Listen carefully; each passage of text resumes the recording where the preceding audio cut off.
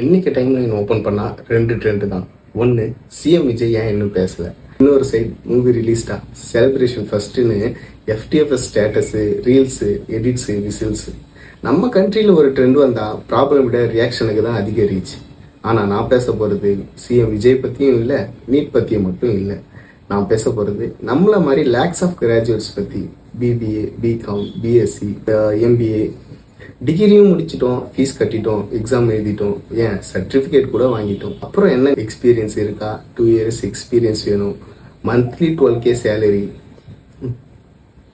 படித்ததுக்கு சம்மந்தமே இல்லாத ஒர்க், சர்வேலுக்காக எது கிடைச்சாலும் ஒர்க் பண்ணுறோம், அதில் தப்பு ஒன்றும் இல்லை. ஆனால் ஒரு கொஸ்டின், எக்ஸாம் லீக் நடந்தால் நாடு ஃபுல்லாக டிஸ்கஸ் பண்ணுது, அது கண்டிப்பாக டிஸ்கஸ் பண்ணணும். ஆனால் டிகிரி முடிச்சுட்டு வேலை தேடி அலையிற லேக்ஸ் ஆஃப் யங்ஸ்டர்ஸோட ஸ்ட்ரகிள்ஸ் எப்போ நேஷனல் டிஸ்கஷனாக ஆகும்? நம்ம ப்ராப்ளம் சைலண்டாக இருக்கிறதுனால அது ஒரு ப்ராப்ளம் இல்லைன்னு அர்த்தம் இல்லை. நீட் ஸ்டூடெண்ட்ஸ்க்கு ஜஸ்டிஸ் வேணும்.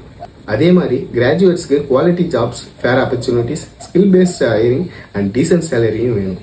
எஜுகேஷன்னா எக்ஸாம் பாஸ் பண்ணுறது மட்டும் இல்லை, படித்தவங்களுக்கு ஒரு டிக்னிஃபைட் கெரியரும் கிடைக்கணும்.